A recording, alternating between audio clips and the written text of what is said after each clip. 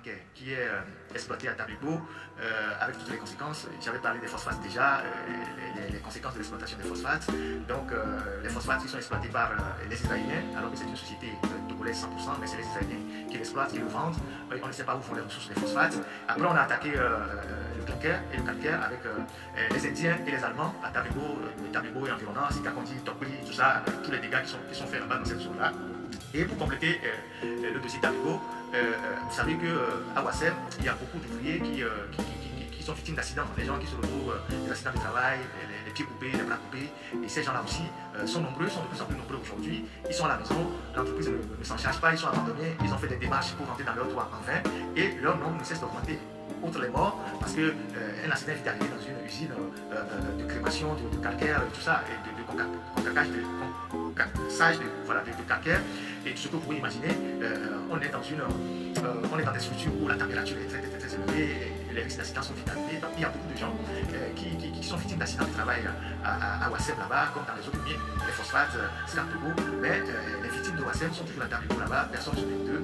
Et à l'image de la ville qui est abandonnée, il n'y a pas d'infrastructure, il n'y a pas de route, il n'y a pas de marché, il n'y a pas d'hôpitaux. Donc Ouassem accumule beaucoup de blessés qui sont là et qui sont totalement abandonnés à eux-mêmes. Et ça revient à la question. Si vous avez un État qui s'occupe de ses citoyens, pour le bien de ses citoyens, quand les gens sont victimes d'accidents de travail, on fait tout pour qu'ils rentrent dans leur droit. Et donc ces gens-là, ils sont de plus en plus nombreux à Tablibo là-bas. Et je voudrais revenir sur le cas avant d'aller dans la préfecture de Moyen-Mono et de Loukou pour parler de Sinko.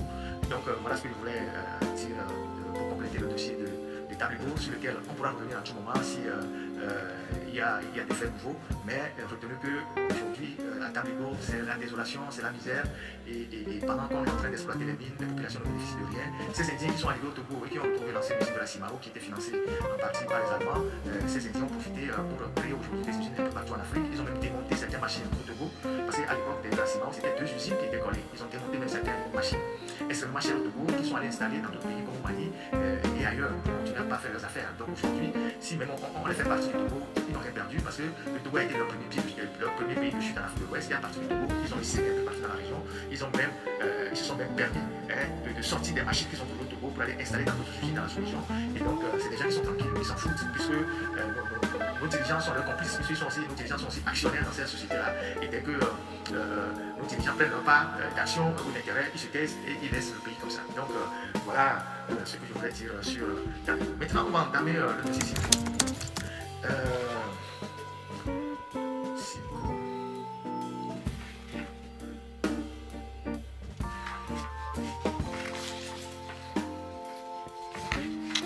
Alors,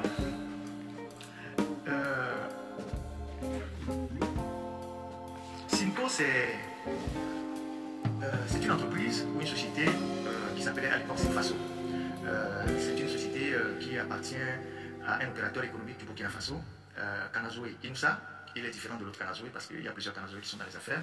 Et ce Kanazoé était au départ un grand client de Sintogo. Après, lui-même, il a commencé par importer du clinker et il a créé lui-même sa propre société de fabrication de ciment, Sinfaso, qui est devenue après Sinko. Donc, il recevait le clinker de Lomé. Quand vous allez au TP3, quelque part dans la zone là-bas, il y avait un espace qui a été réservé là-bas où on mettait le clinker en vrac qui était chargé dans les camions et qui partait au Burkina. Et sur les camions, c'était écrit à l'époque Sinfaso. Ceux qui sont dans la zone de Zoroba, TP3, tout ça, ont certainement vu ces camions circuler à l'époque, puisque nous avons fait un reportage sur la pollution que ce clinker stocké en vrac créait dans tout le quartier du chef Dagba là-bas. Donc on avait fait un reportage là-bas, on avait dénoncé la pollution sur les marchandises au TP3 et dans tout le quartier de... Je ne sais pas s'il y a Dagba, oui, je pense qu'il y a Dagba là-bas. Donc ce monsieur a créé sa propre structure, il a essaimé dans la région, au Burkina, après en Côte d'Ivoire, et dans les années 2019, il est arrivé au Togo. Et au Togo, il a obtenu, je crois, un accompagnement de la BOAD de 20 milliards ou 25 milliards pour installer son usine dans la zone portuaire, donc pour broyer le calcaire et fabriquer du ciment et l'ensacher. Donc, le site qu'on lui a octroyé, était l'ancienne ONAF, ce qu'on appelait l'abattoir ou le truc de frigo en face de Sintogo. Donc, on a dû, je pense qu'on a dû déplacer l'abattoir, l'ONAF, ou on a dû le déplacer ailleurs, et on a cédé ce site-là à cet entrepreneur burkinabé qui a installé son usine dans la zone portuaire. À quelles conditions, personne ne sait. Comme au Togo, c'est toujours l'opacité, personne ne connaît les actionnaires de Simco. Naturellement, peut-être le principal actionnaire, c'est Inoussa Kanazoé lui-même, mais il ne peut pas installer cette usine au Togo sans qu'il n'y ait pas d'actionnaire togolais ou que nos autorités ne prennent pas des actions dedans, peut-être à travers des faux noms, ou, je sais pas, ou des noms d'emprunt. Donc, toujours est-il que pour qu'un opérateur économique burkinabé puisse venir prendre le contrôle, prendre le site de l'ONAF, c'est-à-dire que c'est un domaine de l'État depuis les colons, donc c'était un domaine de la zone portuaire, qu'on concède le site de l'ONAF à un entrepreneur burkinabé pour qu'il installe son usine là-bas en face de Simco, c'est que les autorités togolaises sont parties prenantes dans cette affaire-là. Et donc, ce monsieur installe Simco là-bas et il prévoyait arracher aussi un terrain au niveau de TP3, mais de l'autre côté, un terrain où on stocke les véhicules en face des rails des immeubles de Tata Vessi, là où il y a les banques là. Il comptait prendre un immeuble là-bas, chasser les Togolais qui sont là-bas. Et les gens qui étaient là-bas étaient revenus dans notre émission, notre journal, pour dénoncer la moutonnerie de ce monsieur qui était en train d'arracher les parcs au port pour pouvoir stocker son clinker. Et donc, cette société Simco, dont j'ai retrouvé la notariée sur les publications de CFE, a obtenu dans la préfecture de Logou, notamment la commune Ougou 4, dans le village appelé Ntivou, une concession pour exploiter un minerai qu'on appelle le dolomite. Ceux qui ne savent pas ce que c'est que le dolomite, oui, effectivement, il y a quelqu'un qui a fait un commentaire en disant que Simco est exclusivement géré par les Burkinabés qui maltraitent les Togolais. Et c'est vrai, c'est vrai. Et quand on dit ces choses-là, ça sonne très mal dans les oreilles de certaines personnes. Et les gars, il y a des choses que nous, on ne peut pas les faire en Côte d'Ivoire, on ne peut pas les faire au Burkina, mais on permet aux autres de venir faire ça chez nous. Et quand vous les dénoncez, il y a des Togolais qui viennent, qui vous insultent. Ça veut dire que nous avons même perdu notre propre dignité. Au Togo, la loi du travail dit, même si vous venez créer une entreprise au Togo, les employés, les emplois sont réservés forcément aux Togolais. Et s'il y a des experts que vous faites venir au Togo, et ces experts-là, ils ont 2 ans renouvelables une seule fois pour travailler. Après, ils partent et ils ont l'obligation de faire former les compétences locales. Aujourd'hui, quand vous allez à Simco, c'est exclusivement les Burkinabés qu'on a fait venir. Les Togolais sont des manœuvres qu'on maltraite. Mais si vous dites ça, vous avez vos propres frères Togolais qui viendront dans les commentaires vous insulter. Mais ce qu'ils sont en train de faire dans notre pays, ils ne pourront pas le faire dans d'autres pays. Et nous, nous ne pourrons pas le faire dans leur pays. Et quand vous parlez, il y a des Togolais, je ne sais pas comment nous avons perdu notre dignité. Je ne sais pas comment nous, les Togolais, on n'a pas de repères, je ne sais pas quel genre de citoyens nous sommes. On est prêt à fermer les yeux sur des choses que les gens viennent faire dans notre pays contre nos propres citoyens, que nous, on ne peut pas les faire ailleurs. Aujourd'hui, quand vous allez dans cette entreprise Simco, les Togolais sont maltraités. Et c'est une réalité. J'avais déjà eu écho de ça. Mais je n'en avais pas parlé. Et quand vous en parlez, c'est des Togolais qui viennent vous insulter. C'est vos propres frères Togolais. C'est nous, les Togolais, là. On ne sait pas quelle race nous sommes. On n'est même pas, on n'est pas des animaux, on n'est pas, je sais pas quoi. Je sais pas, on est comme des chauves-souris. On n'a pas de repères, on n'a pas d'identité. Nous sommes prêts à nous dévaluer nous-mêmes et à aller embrasser les étrangers.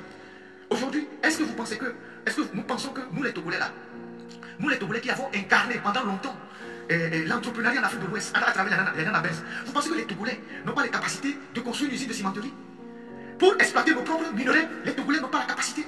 Alors, quand le pouvoir de Lomé va s'associer avec des étrangers pour amener des gens qui les installent, qui créent des usines, qui font les affaires, qui se partagent l'argent au détriment du peuple togolais, en exploitant les Togolais. Et quand vous les dénoncez, c'est vos propres Togolais qui viennent vous insulter. Mais quand vous avez quelqu'un qui a un membre de sa famille, qui est victime de maltraitance dans cette société, il vient vous appeler, oh monsieur le journaliste, il faut nous aider, j'ai un frère qui travaille là-bas, on a licencié, on a fait ci, on a fait ça. Mais c'est vous qui soutenez ces gens-là. C'est vous qui soutenez ces gens-là. Voilà quelqu'un qui quitte le Burkina et qui vient au Togo et qui vient prendre un prêt au Togo. Il vient prendre un prêt à la BEAD. C'est vrai que la BEAD, c'est une banque de l'UEMOA. Il vient prendre un prêt au Togo et il installe une usine de cimenterie au Togo et il exploite les mines du Togo. Est-ce que ça, là, les Togolais ne peuvent pas faire ça? C'est parce qu'on a un pouvoir au Togo qui ne veut pas voir émerger au Togo des hommes d'affaires puissants. Donc, il préfère faire venir des étrangers avec qui il s'associe pour créer des entreprises et après exploiter les Togolais. Et quand nous, on se permet de dénoncer ce comportement antipatriote, parce que dans le monde, aucun dirigeant ne peut accepter ce genre de choses. Vous avez des Togolais qui viennent et qui vous insultent, qui vous disent ouais, que vous êtes jaloux, vous êtes je sais pas quoi, des conneries. Donc, comment je dirais, donc ce monsieur il s'est installé et on lui a concédé une mine dans la commune de Boubou 4, qui est dans un canton qu'on appelle, c'est pas si c'est un canton ou un village qu'on appelle Ntivou, je pense que c'est un canton. Mais c'est un canton peuplé majoritairement de nos frères Adja, mais qui sont dans la préfecture de Logou. Donc il y a 2 chemins, il y a 2 voies qui amènent à Ntivou, soit vous passez par Nagbeto, Plémé, tout ça, vous arrivez à Ntivou, ou soit vous passez par Tom, Tado, Salibé, pour ceux qui connaissent le tronçon. Moi j'ai fait le tour là-bas et je suis allé, je pense, 2 fois à Plémé à partir de Tado, mais une fois à partir de Nagbeto. Donc vous avez les tronçons qui vous amènent dans ce village qu'on appelle Ntivou, où il y a cette mine de dolomite que Simco, donc qui appartient à M. Kanazoé, exploite depuis 2021. À ce jour, personne n'a vu le contrat de concession de cette mine à M. Kanazoué ou à Sinko. En tout cas, je ne suis pas sûr que, à l'heure où nous parlons, peut-être que nous, en tant que journalistes, on va le découvrir un jour, mais les contrats de concession des mines au Togo, ou bien de cession des mines au Togo sont devenus des secrets d'État. Alors que le processus ITIE demande à ce que tous ces contrats soient publiés et que ces contrats soient accessibles à tous les citoyens. Donc, personne ne sait aujourd'hui quels ont été vraiment les termes du contrat qui ont cédé cette mine de Dolomites à la société Sinko. Mais toujours est-il que depuis 2021, la société de M. Kanazoué exploite cette mine-là à Ntivou, dans le canton de Ntivou, dans la commune de Ogoukata. Alors, les routes étant dégradées dans la région, les tronçons étant vraiment dégradés dans la région, pour acheminer le minerai de Dolomites,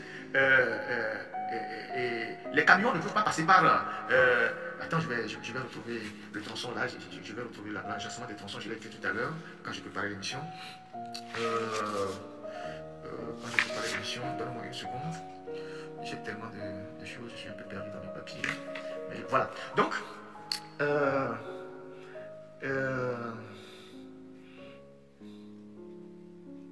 instant.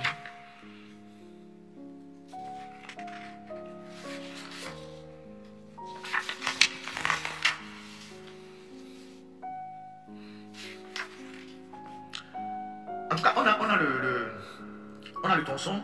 Le tronçon qui passe par la Takwame, qui paraît beaucoup plus long et très dégradé. Quand vous partez d'Agbonou pour rejoindre Nangbeto, c'est la Corée la bannière. C'est quand le projet du barrage Nangbeto a été matérialisé, il avait été dit dans ce projet, dans un aspect du projet, que les villages en amont et en aval du barrage Nangbeto doivent être tous alimentés en électricité. On doit faire des routes et tout ça. Et donc le Togo on devait goudronner la route de la frontière du Bénin jusqu'à Takwame, Agbonou. Mais les Togolais ont bouffé l'argent. Ça fait quoi? Je pense que ça fait une cinquantaine de kilomètres ou 48 kilomètres. Les Togolais ont bouffé l'argent. Ils ont profité, ils ont préféré faire une route pas vraiment faite, pas vraiment bien faite. Le Nangbeto apparaît et cette route aussi est dégradée depuis. Donc pour partir de Agbonou et partir d'Agbonou pour rallier Nangbeto et après aller vers Takwame, tout ça, c'est la croix et la bannière. Alors comme la route comment appelle-t-on, comme la route Tongu-Notien est goudronnée jusqu'à la frontière du Bénin, les gens de Sinko ont préféré, à partir de leur lieu d'extraction du Dolomite, prendre un raccourci en passant par Peplem et Salibé, Tado, Tongu maintenant pour rejoindre la grande route. Alors, il se fait que depuis 2021 qu'on a commencé à exploiter cette mine de Dolomite, il n'y a eu aucune répercussion dans le village, en tout cas dans le canton. Ils ont promis au fils du milieu qu'ils vont reverser 0,75% de leurs bénéfices pour le développement de la localité. Je ne sais pas ce que ça représente, 0,75%. Je ne sais pas ce que ça représente, mais c'est ce qu'ils avaient promis. Mais depuis, ils n'ont pratiquement rien fait. Ils se sont juste contentés de faire un seul forage dans le village de Salibé. Et à Salibé, c'est un village qui manque de tout. Maintenant, là où le problème, après il y a des litiges fonciers aussi sur le site d'extraction de la mine, parce qu'il y a des propriétaires qui ont dit, il y a un problème de propriété, il y a certains qui ont dit, nous sommes des vrais propriétaires, ceux qui sont en train de cultiver sur le terrain, c'est des béninois que nous avons installés, et donc dans le processus de déménagement, il y a des mésententes, tous ces problèmes ne sont pas réglés jusqu'à ce jour. Du coup, il y a une certaine tension dans le village là-bas, mais les camions de Sinfaso, bien de Sinko, de Kanazoué, sont sur la route tous les jours, sur le tronçon, en train de faire partie tous les jours des tonnes et des tonnes de minerais. Donc j'ai publié avant cette émission les photos de ces camions-là qui vont chercher le minerai de Dolomite dans le village de Ntivou là-bas. Et le problème aujourd'hui qui se pose est que, en partant de Ntivou pour passer par Tado, les camions de Sinko traversent au moins 3 ou 4 communes. Donc vous avez le village de Tado, d'abord Salibé, Tado et tout ça. Et Tado, tout le monde connaît l'histoire du Togo. Tado, c'est la cité historique. Si on parle véritablement, si on doit citer les royaumes qui ont été de véritables royaumes au Togo, Tado en était un. De par l'histoire, de par tout ce que nous connaissons, Tado est une cité historique que nous avons abandonnée. Regardez les photos que j'ai publiées. Et pourtant, de cette localité, il y a beaucoup de barons qui sont unis et qui, pendant les campagnes, vont dans les villages, convaincre les gens de voter pour Fonya Simbe, de voter le parti uni, qui vont changer leur quotidien. Vous avez le préfet qui est là-bas depuis 20 ans, le colonel Diato, il était arrivé préfet capitaine. Aujourd'hui, il est même à la retraite, mais il est toujours préfet, il est préfet depuis 20 ans. C'est le plus vieux préfet en poste aujourd'hui au Togo. Je reviendrai sur lui tout à l'heure. Vous avez le consul Sossou, qui est un homme d'affaires, aussi membre du parti au pouvoir, qui est aussi là-bas. Vous avez, comment appelle-t-on, Semondi, ancien ministre, je pense, de la planification, qui est aussi de la localité, qui est membre influent uni. Vous avez Sodoké, voilà, qui est sur les réseaux sociaux, Twitter, en train de magnifier les bienfaits de Fonya Simbe, il faudra faire ci, il faudra faire ça. Alors, dans leur localité, il n'y a pas d'eau, il n'y a pas d'école, il n'y a pas de route, il n'y a pratiquement rien. Et donc, le problème qui se pose aujourd'hui est la dégradation de la voie ou du tronçon qu'empruntent les camions de Simco. Parce que, comme ce n'est pas une route goudronnée, ce n'est pas une route, c'est pas des tronçons qui sont goudronnés, c'est des choses qui sont aménagées. Et donc, à chaque fois que les camions passent, surtout en saison de pluie, les camions dégradent le tronçon, dégradent la route. Et donc, parfois, les usagers, hein, les citoyens, les habitants du milieu, les gens qui rentrent le soir,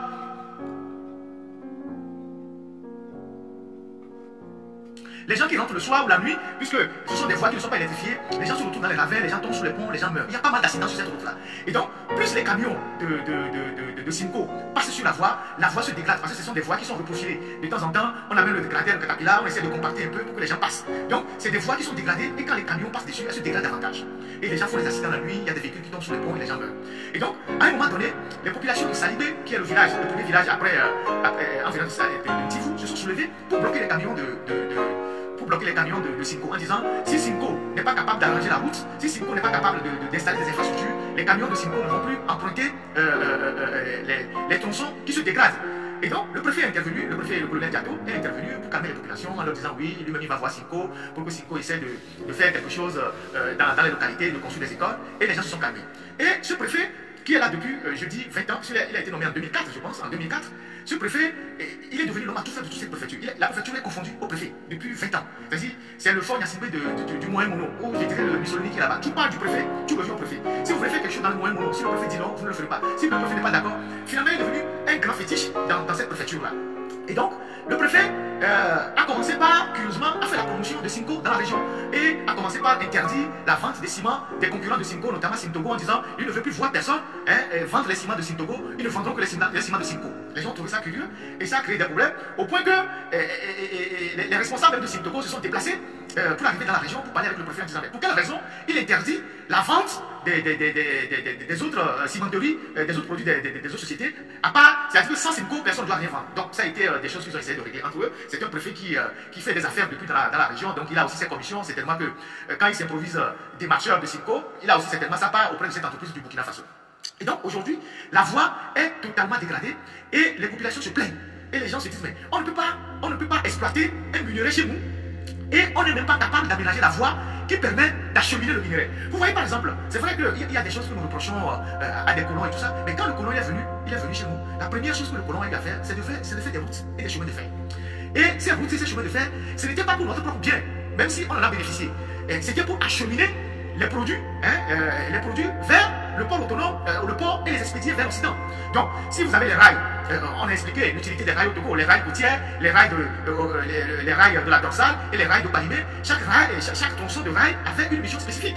Donc, si les rails de la côte acheminaient le copra et tout ça, les rails de l'Omébita acheminaient tout ce qui était un peu coton et tout ça, et les rails de Balimé acheminaient le café cacao et tout ça. Même les rails de Atakpamé acheminaient aussi le café cacao, parce qu'il y avait un dépôt de café cacao à Atakpamé. Et donc, eux, ils faisaient les routes. Et on a vu, après l'OPAT qui a fait pas mal de routes dans les préfectures d'État et tout ça, et quand l'OPAT est tombé en faillite, ces routes ont été abandonnées. Mais aujourd'hui, nous, les Togolais, on fait des concessions en cédant nos mines à des étrangers ou à des frères africains, mais on n'est pas capable de leur imposer de goudronner des routes ou les tronçons par lesquels ils acheminent ces mines-là de notre pays. Et je rappelle toujours qu'une mine, un minerai, c'est une ressource épuisable. Un minerai, c'est une ressource épuisable. Vous avez du phosphate aujourd'hui, dans 50 ans, vous n'aurez pas du phosphate. Si aujourd'hui, vous ne mettez pas de l'argent du phosphate de côté pour développer votre pays, dans 50 ans, vous n'aurez plus d'argent parce que les phosphates vont s'épuiser. Vous avez du clinker aujourd'hui, dans 25 ans, vous n'aurez plus du clinker. Mais pendant que vous exploitez du clinker, vous pouvez mettre des fonds souverains, vous mettez l'argent de côté. C'est ce que font les pays comme l'Arabie Saoudite, le Qatar et tout ça, qui achètent des actions un peu partout dans le monde. Quand les Qataris achètent les grands hôtels particuliers, qui investissent dans les grands projets en Occident, les gens pensent que c'est parce qu'ils savent que le pétrole va finir. Donc ils sont en train d'investir dans les services pour que demain, si le pétrole finit, ils aient de l'argent pour les générations futures. La Norvège, je pense le Danemark, qui ont du pétrole, ils ont créé des fonds souverains. Donc ils mettent de l'argent du pétrole en réserve pour les générations futures. Et il n'y a que nous en Afrique où vous avez des dirigeants qui sont incompétents, qui n'ont aucune vision et qui laissent des individus venir exploiter toutes les richesses de leur sol sans mettre de l'argent de côté pour les générations futures. Donc c'est ce qui est en train de se passer avec nos phosphates, le clinker et aujourd'hui les dolomites. Je rappelle au passage que dans le rapport 2020 de l'ITIE, il a été noté que en 2010 et 2017, les permis de recherche sur les mines au Togo ont bondi de 70%. Vous imaginez ce que c'est? C'est-à-dire que Faure Gnassingbé a ouvert notre pays à une prospection minière sans précédent. À une prospection minière sans précédent. C'est-à-dire, on veut retrouver les mines partout et les exploiter le plus rapidement possible. Les Américains ont du pétrole. Même s'ils ont du pétrole de schiste, ils l'exploitent intelligemment. de temps en temps, ils essayent de l'exploiter pour rééquilibrer le marché comme ils le font actuellement, pour mettre la pression sur le peuple, mais ils l'exploitent sauvagement. Mais nous, on veut exploiter tout de suite parce qu'on veut ramasser l'argent, mais on veut le mettre dans nos poches. On ne préserve pas assez bien pour les générations futures. Donc, on a distribué des permis de recherche à des sociétés, parfois des Chinois, des Indiens, je ne sais pas qui. C'est dans le rapport de l'ITU, vous pouvez le lire, c'est sur Internet. Donc, la délivrance des permis de recherche a bondi de 70% de 2010 à 2017. C'est le rapport de l'ITU qui le dit. Ce qui est vraiment effrayant pour notre pays. Donc, du coup, pour revenir dans ce canton de Kivu, donc, on assiste aujourd'hui à un pillage à ciel ouvert de ce minerai-là qu'on appelle le dolomite dans le canton de Kivu, sans que les natifs ou sans que les villages qui sont dans la zone ne bénéficient de l'exploitation ou de l'exploitation de ce minerai-là. Ne bénéficient de l'exploitation de ce minerai. Donc, il n'y a pas d'hôpitaux, il n'y a pas d'électricité, il n'y a pas de route, il n'y a pas d'école, il n'y a pas d'ambulance, il n'y a pratiquement rien. Il n'y a pratiquement rien. Et ça, ce n'est pas, cette mine n'a pas été concédée à un Américain, à un Allemand ou à un Français ou à un Israélien, ça a été concédé à un Africain, à un Burkinabé. N'oubliez pas que dans notre pays, il s'est développé un capitalisme tropical qui est très inquiétant. Un capitalisme, quand je le dis, les gens disent oui, je suis pas quoi. Non, chaque pays se bat pour ses intérêts. Un capitalisme sahélien qui est inquiétant. Ils achètent nos banques, ils achètent tout à Lomé, pendant que nous, on n'achète rien chez eux. Et quand ils achètent les choses, ils font venir leurs frères et leurs soeurs qu'ils engagent au détriment de nous, les Togolais. Et ils font des prêts à leurs frères, à leurs soeurs, au détriment des commerçants togolais. Les gens ne comprennent pas ce qui se passe au Togo. Les gens sont dans l'émotion. Si moi je suis un Nigérien et que j'achète une banque au Togo, j'achète une banque togolaise, et je sais qu'il y a une forte communauté du Niger qui est dans le commerce au Togo, je fais les prêts à qui? Je ne vais pas le dire ouvertement, je ne vais pas le dire sur la place publique, mais je fais les prêts à qui? Je vais faire les prêts à mes frères.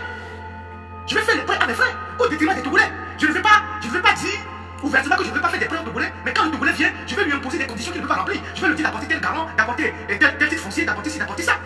Mais quand mon frère de mon pays vient, je lui fais un prêt sans concession parce que je veux promouvoir mes frères. Donc ces gens, ils sont chez nous en train d'acheter tout chez nous pour promouvoir leurs frères. Pendant que nous avons nos non-abès qui n'ont plus d'argent pour faire leur commerce, nous avons nos opérateurs économiques qui n'ont plus d'argent pour faire leurs affaires, nous avons plein de jeunes opérateurs économiques togolais qui ont fermé leurs entreprises. Pendant que ceux qui achètent nos banques font des prêts à leurs frères. Donc voilà des choses qui doivent nous préoccuper. J'ai le sentiment que quand j'en parle, les gens ne voient pas la gravité de ce qui se passe. Citez-moi aujourd'hui un seul milliardaire, un opérateur économique milliardaire togolais. Citez-moi aujourd'hui un qui a réussi dans les affaires et qui est au Togo. Citez-moi un seul. Citez-moi un seul. Citez-moi un seul. Quand on parle de Dangote, on parle de Ebomaf, tout ça là. Dangote, d'accord. Dangote a été soutenu de bout en bout par le gouvernement du Nigeria. La dernière fois, avec sa société de raffinage, il y a eu des problèmes, le gouvernement l'a soutenu. Mais dites-moi aujourd'hui, quel homme d'affaires au Togo, quel entrepreneur au Togo est un homme d'affaires puissant? Il n'y en a pas. Parce que le régime en place ne veut pas que des Togolais émergent dans les affaires. Parce que pour eux, quand les Togolais émergent dans les affaires, c'est une menace pour le pouvoir. John Doe a pris des initiatives, mais il n'est pas un homme d'affaires prospère, excusez-moi. Donc, citez-moi un seul homme d'affaires togolais dans un secteur précis qu'on peut dire milliardaire. Parce qu'au Togo, on a la facilité d'appeler tout le monde milliardaire. Même des gens qui ont quelques millions, on les appelle milliardaires. Les gens qui ont quelques millions, on les appelle milliardaires. On ne sait pas ce que c'est que milliardaire au Togo. Quand quelqu'un a quelques millions, on dit ah, il est milliardaire. Un milliardaire, c'est toute autre chose. Ce qu'on appelle milliardaire, c'est toute autre chose. Si vous voyez l'entrepreneur togolais qui tient, c'est qu'il a une dette dans la banque. C'est qu'il a des problèmes. C'est qu'il a payé un prêt ici, il a payé un prêt là-bas. Prenez le patronat togolais. Regardez ceux qui sont dans le patronat au Togo. Il y en a combien qui ont de l'argent? Au point qu'aujourd'hui au Togo, il y a deux patronats. Les gens qui sont venus de l'extérieur ont créé ce qu'on appelle l'AGEF, l'association des grandes entreprises du Togo. Donc il n'y a que les expatriés et quelques nationaux qui sont là-bas. Et vous avez le petit patronat, les gens qui font des affaires de 10 millions, 20 millions par an comme bénéfice et qui disent qu'ils sont des patrons. C'est ça ce que nous avons au Togo. Alors, comment est-ce qu'un chef d'État peut aller dire dans un pays comme la Chine pour dire nous avons une vision alors qu'il ne promeut, il ne fait la promotion d'aucun homme d'affaires dans son pays? Il ne fait la promotion d'aucun homme d'affaires dans son pays. Il n'en fait pas. Les nanabès qui ont fait la fierté du Togo, combien le Togo a repris en disant vous êtes nos femmes, vous êtes nos mamans, vous avez fait la fierté du Togo. Quand des présidents comme Pompidou sont arrivés au Togo, c'est les nanabès au Togo qui ont donné leur voiture pour prendre le président Pompidou dans leur voiture. En disant pour l'histoire que vous avez représentée dans ce pays, pour la fierté que vous avez fait dans ce pays, l'État va vous accompagner, va consolider vos affaires, vous allez être les vitrines dans le domaine des bagnes au Togo. On en a fait rien du tout. Ça fait 20 ans que Fonia Simba au pouvoir. Ça fait 20 ans qu'il est là. Rien du tout. Citez-moi un seul homme d'affaires au Togo qui est milliardaire. Un seul homme d'affaires au Togo qui est milliardaire. Citez-moi un seul. Même vendre les cahiers. Nous sommes à quelques jours de la rentrée. Vendre les cahiers, on a concédé ça aux Libanais. On a concédé ça aux Libanais. Tous ceux qui sont à Lomé, qui vendent la papeterie là, je ne sais pas comment vous les appelez, Sotimès et tout ça. Et nos dirigeants, eux, ils ont préféré prendre des actions là-bas. Ils ont des actions cachées, ils sont dedans, et le reste, ils s'en foutent. Ils s'en foutent. Or, c'est le secteur privé qui développe un pays. Quand des chefs d'État américains voyagent, une partie de l'avion est remplie d'hommes d'affaires. Quand les chefs d'État français voyaient, c'est pareil, allemands, c'est pareil. Pendant qu'ils sont en train de faire tout ce qui est protocole officiel, ils discutent, les hommes d'affaires sont là pour signer les contrats, tout pour faire venir l'affaire dans leur pays. Chez nous, c'est quoi? Rien du tout. Rien du tout. Plutôt qu'un Togolais émerge, on essaie de voir où est-ce qu'il a trouvé l'argent, comment est-ce qu'on va utiliser l'hôtel pour le casser, on va détruire son entreprise, on va casser, on a vu ce qui est arrivé à CECOBTP, ce qui est arrivé à d'autres entrepreneurs, les gens ont dû fermer les portes et ont quitté le Togo. Donc, pour terminer le sujet sur le moyen mono.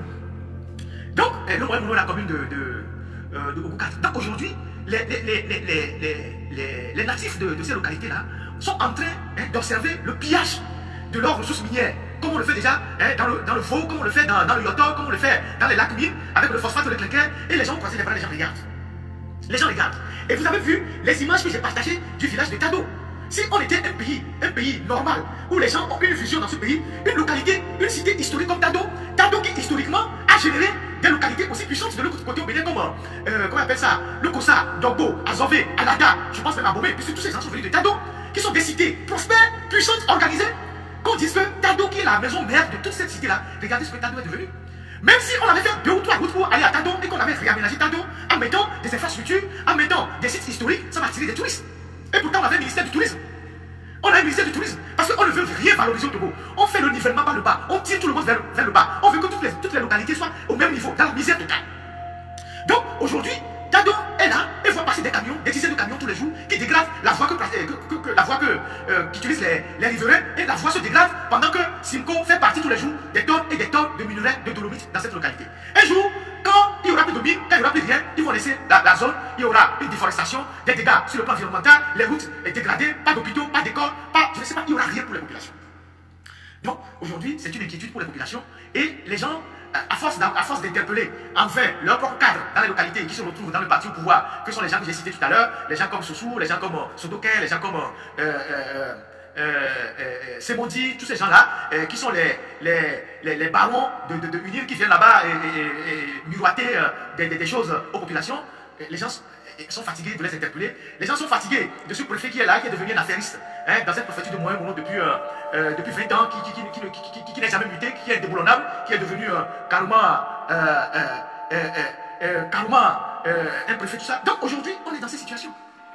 On est dans ces situations et c'est vraiment dommage que notre pays se retrouve dans une régression totale. Et si on ne fait pas attention, la route Tongu-Notien va se dégrader aussi. Parce que cette route n'est pas conçue pour supporter ces charges de minerais. À force de faire passer régulièrement les camions de Simco sur la route bitumée Tongu jusqu'à Notien, je ne sais pas si ces camions passent de Lomé pour aller chercher ces minerais ou bien où est-ce que ces camions acheminent les minerais, mais à force d'utiliser cette voie tous les jours par les camions de Simco, la route Notien, Tongu à la frontière du Bénin va se dégrader. Raison de plus que on oblige la société Simco à investir dans la région ou au moins à goudronner une seule rue dans la région, et particulièrement la route, le tronçon qui part de Tongu, qui va à Tado, qui passe par Salibé et qui va à Pepele et qui débouche sur Ntivou. Parce que c'est une route allemande, moi j'ai trouvé ça sur la carte. C'est une route qui part de Tongu, Tado et Salibé, Pepele Ntivou et qui débouche sur Nabeto qui sont par la Boum. Vous savez que c'est un secteur que les Allemands ont utilisé pendant longtemps. Donc, Kamina à côté. Donc, ça part pas Kamina, ça sort la Boum. Donc, c'est un circuit que les Allemands ont tracé. Et certainement, ils ont utilisé nos grands-parents pour les obliger à faire les travaux forcés pour faire cette route-là. Et depuis 1884, les Allemands sont partis en 1914. Et depuis ce temps-là, nous n'avons pas été capables de goudronner une route qui doit faire au plus 200 ou 220 km. C'est inconcevable. C'est inconcevable. Donc, on risque même de dégrader la route la route Notien et tout, à force de faire acheminer les camions de Simco. Et l'autre problème, c'est que les communes qui voient passer les camions de Simco sont en train de réclamer aujourd'hui les droits de passage. Si vous avez créé des communes, vous avez fait la décentralisation, mais les communes vont vivre de quoi? Les communes doivent vivre des recettes fiscales et des taxes qui doivent lever dans leur périmètre, dans leur juridiction. Aujourd'hui,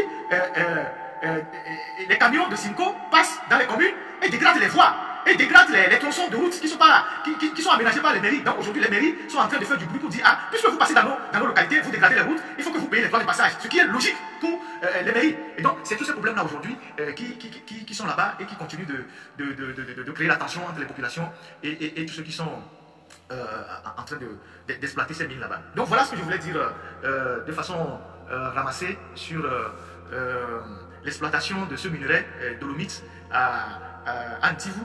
Je rappelle Ntivou qui est dans la préfecture de Logou, commune Logou 4, mais qui est une continuité de peuplement historique de l'ère Adja et Adja Tado. Voilà ce que je voulais dire. On reviendra sur d'autres aspects au besoin si il y a nécessité. Donc j'ai partagé les images sur ma page avant de commencer cette émission. Vous pouvez les regarder et voir l'état de dégradation de nos localités. Et toutes nos villes, nos villages sont comme ça. Et c'est vraiment regrettable. On dirait que le Togo s'est arrêté depuis des années.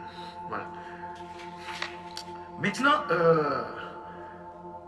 voilà. Après ce sujet, je voudrais qu'on parle